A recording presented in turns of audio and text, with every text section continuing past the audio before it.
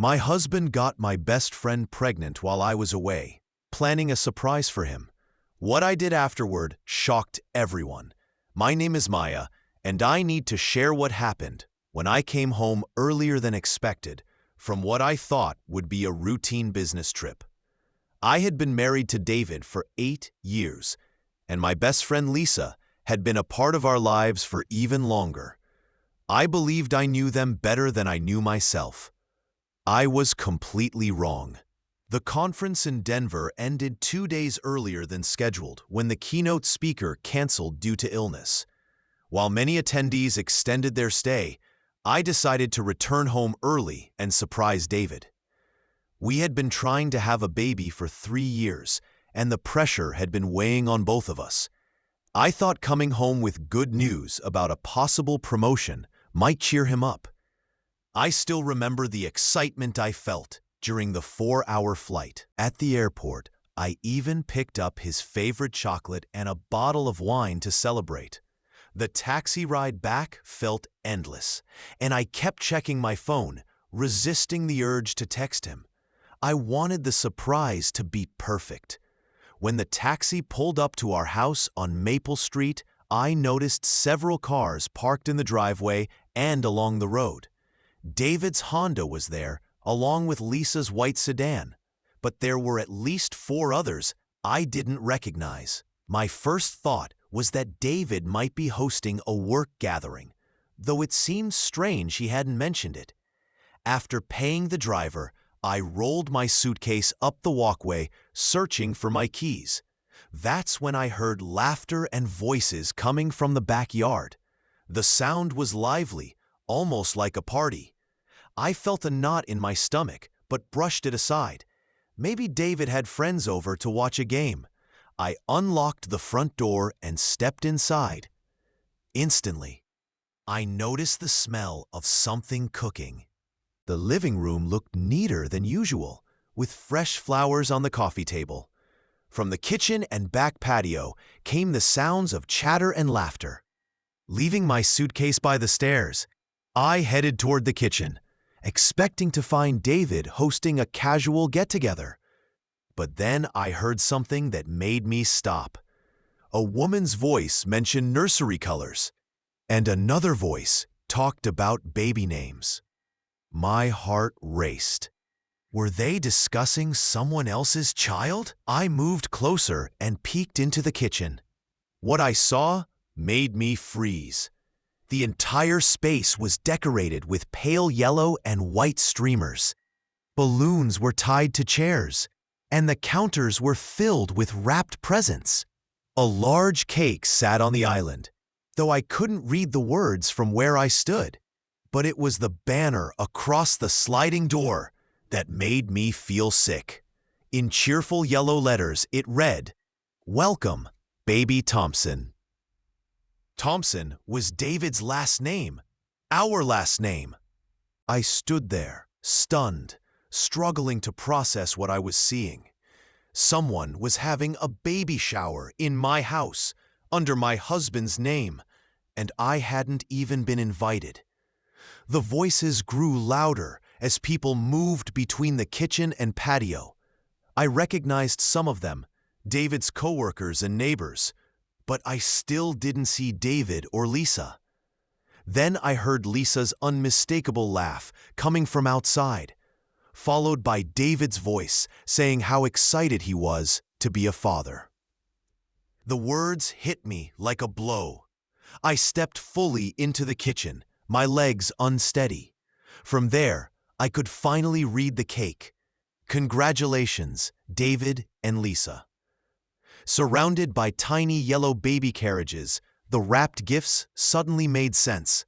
The decorations, the celebration, the joy, they were all for David and Lisa's baby. My husband and my best friend were expecting a child together, and they were celebrating it in my home while I was supposed to be hundreds of miles away, unaware of the truth unfolding in my own life. I nodded, remembering how proud I had been to buy our dream home with the inheritance my grandmother left me. Your salary is nearly 3 times David's, Patricia continued. You've been the main provider throughout your marriage. The investment accounts are mostly from your contributions. Even the cars, you paid for both. Essentially, David has been living a lifestyle supported entirely by your income, all while carrying on an affair for 2 years. The court is not likely to look kindly on that. What about spousal support? I asked. Because of the income gap and the fact that you covered nearly everything during the marriage, he might qualify for temporary support. However, his adultery and the fact he's expecting a child with another woman complicates things, Patricia explained. She pulled out another file. There's something else you need to know. After our first meeting, I had an investigator do some initial work. David has been using the credit card you pay for to take Lisa on dates, buy her gifts, even cover prenatal appointments. My stomach dropped. He used my money to fund his affair? That's exactly what he did, and that can be considered dissipation of marital assets. The court could require him to reimburse you, Patricia confirmed. I felt a rush of vindication. For months, David had criticized me for working too much, for traveling on business, for not being home often enough. All the while, he was using my earnings to entertain his pregnant girlfriend. What's the timeline for all of this? I asked. I can file today with his adultery, the pregnancy, and this financial evidence. Things should move quickly. He'll be served within 48 hours, Patricia assured me. She leaned forward. Maya, you need to understand. David is about to realize that his comfortable life was completely dependent on your income. He'll likely panic when he sees these papers. He might beg you to reconsider. That's not going to happen, I said firmly. I believe you, but I want you to be prepared. Men like David often react badly when their financial security is threatened. I thought about how quickly David had shifted from apologetic to demanding when I first mentioned divorce. Patricia was probably right. This would get ugly. There's one more thing. The house, she added. Since you bought it with your inheritance, it's your separate property. David has no legal claim. The news hit me harder than expected.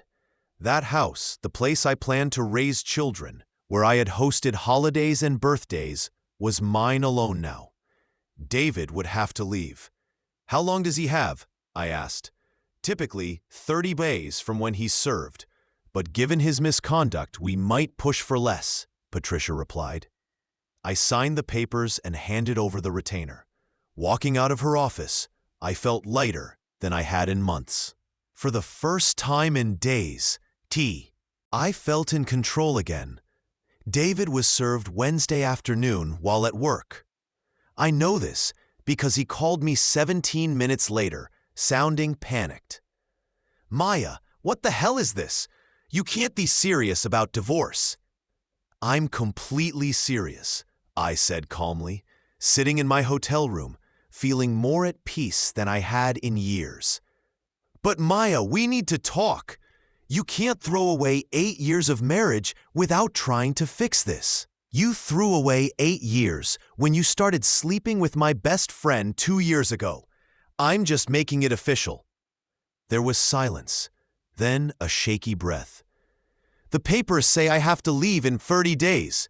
That's not fair. It's my home too. Actually, it's not, I replied evenly.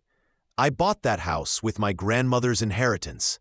I paid the mortgage, insurance, taxes, everything. Legally, it's my property. That's not how marriage works, Maya. We built a life there. You built a lie there, David. You brought Lisa into our home. You made a mockery of everything we had. It wasn't like that, he said, his voice breaking. I was lonely. You were always traveling. Lisa was going through her divorce and needed support. It just happened. I let out a humorless laugh. So it's my fault? Because I work to support us? Because I travel for the job that paid for your car, your clothes, your meals? I never said it was your fault. You just did. I cut in. You justified cheating by blaming me for working too much. Tell me, when you were supporting Lisa, did you tell her you were married? Did you tell her we were spending thousands on fertility treatments while you were getting her pregnant? The silence was long. Finally, he whispered, Maya, I know I hurt you, but I love you. What happened with Lisa doesn't change that. You love me? David, you used my credit card to pay for dates with your pregnant girlfriend. That's not love. That. He started to cry. I never planned for this to go so far. I didn't plan for her to get pregnant. I thought maybe we'd just remain friends. But you chose to continue. You lied every day for 2 years. You let me find out the way I did. Maya, I'll end it with her. We'll go to counseling. Please don't throw this away over one mistake. One mistake? She's 6 months pregnant with your child. You can't just end it. You're going to be a father.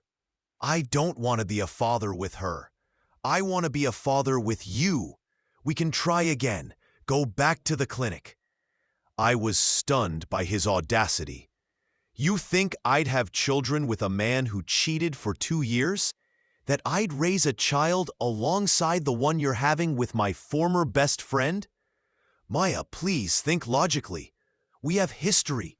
Lisa was a mistake, a moment of weakness. No, David. Every time you slept with her was a choice. Every lie was a choice.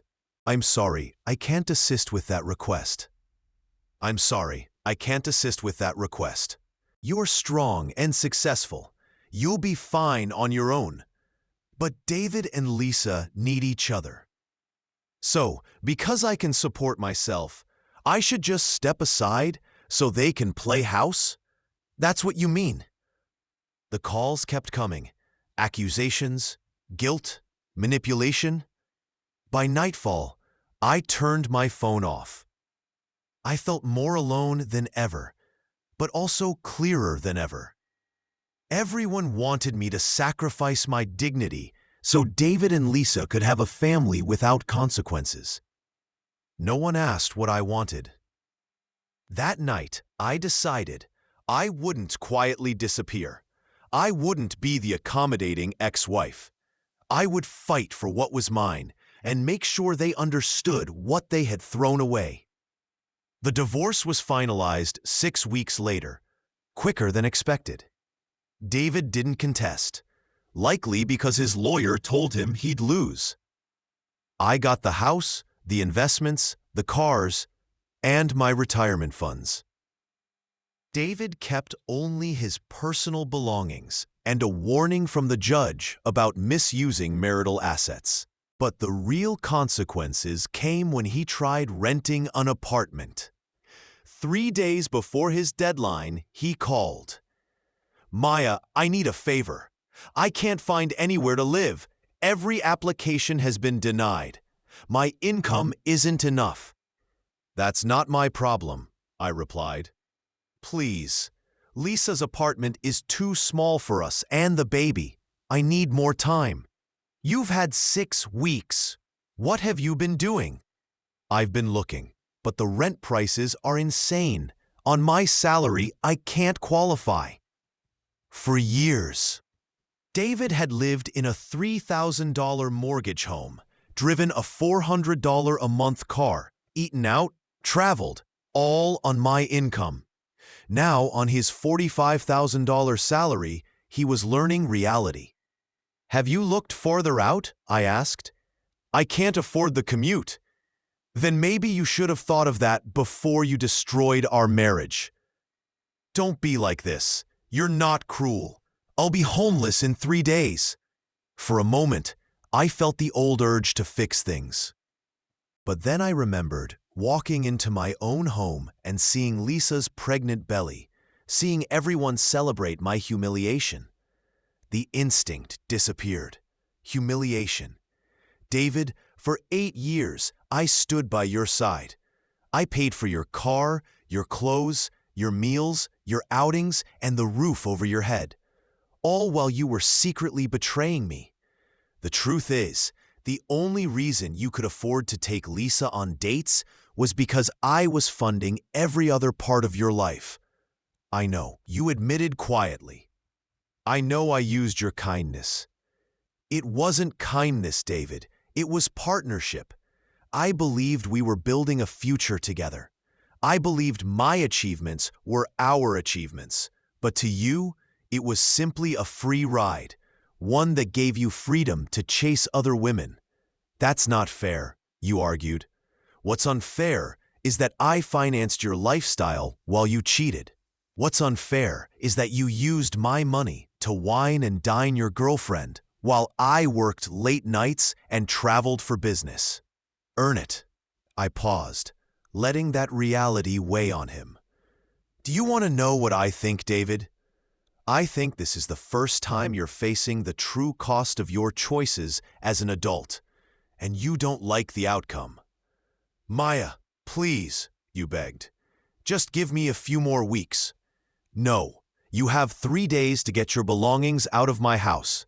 After that, I'm changing the locks. Where am I supposed to go? I don't know, David. Maybe Lisa's parents have a couch for you, or maybe your mother, who worried so much about your future, can step up. Or your brother, who thought I was too harsh. Perhaps he'll open his guest room. Silence. Finally, you admitted. They all said no. That hit harder than I expected. The very people who told me to forgive you, who lectured me about family sticking together, who made me feel guilty for not being more understanding. None of them were willing to help when you needed them. Then I guess you're learning what I learned in our backyard that day, I said firmly. Sometimes the people you expect to show up for you don't. 3 days later, I drove by to check. Your car was gone, the house empty of your things. On the counter, you'd left the keys and a note. I'm sorry. Through mutual friends, I later learned you'd rented a small studio in a rough neighborhood, the only place you could afford. Your commute stretched to over an hour. And you had to downgrade your car to cut costs. For the first time in years, you were living within your own means. And those means were far smaller than you had ever realized.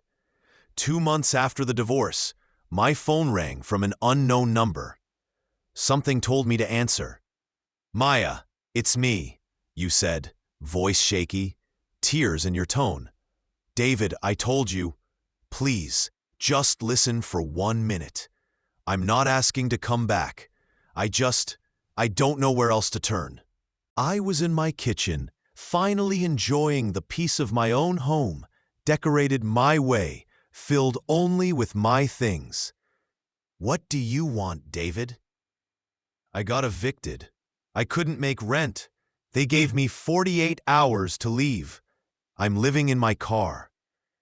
Despite everything, hearing that word, homeless, stung. What about Lisa? Can't you stay with her? A bitter laugh. Lisa and I aren't together anymore. I froze. What do you mean? She's pregnant with your child. Was, you corrected quietly. She miscarried 6 weeks ago. 2nd trimester. Doctor said it just happens sometimes. I sat down hard, trying to process. The baby, the reason my marriage had collapsed, celebrated with cake and decorations in my backyard, was gone. I'm sorry, I said, and I meant it. Losing a child was devastating, regardless of everything else. After she lost the baby, everything fell apart. She told me the only reason she stayed was because of the pregnancy. Without it, there was nothing left. And she was right, Maya. I couldn't give her the life she wanted. She left, filed for divorce last month, and now she wants spousal support. The irony nearly made me laugh. You had abandoned me for Lisa, And now Lisa abandoned you for the same reason you once had her. Money. Your voice broke. I know I don't deserve to ask this, but I'm sleeping in my car. I need a couch, a few nights. Please. The audacity was breathtaking. You wanted to return to the very house you betrayed me in, the house where I discovered your affair. You expect me to let you stay here? I know how it sounds, but I have nowhere else to go. My family said no. My mother, my brother, even my sister. No one will take me in. The same people who shamed me for not forgiving you, none of them would practice what they preached. Do you remember what you said when I discovered the affair? I asked. Please, Maya. You said you were lonely, that my work left you alone. You blamed me. Do you remember? Yes, you whispered. Do you know why I worked so hard? To take care of us. Every promotion, every late night, every trip. I did it so we could build a life together. And while I was building, you were tearing it down. I know, you sobbed. I ruined everything. Yes, you did. And now you're finally seeing the reality without me. This is what your $45,000 salary really looks like, David.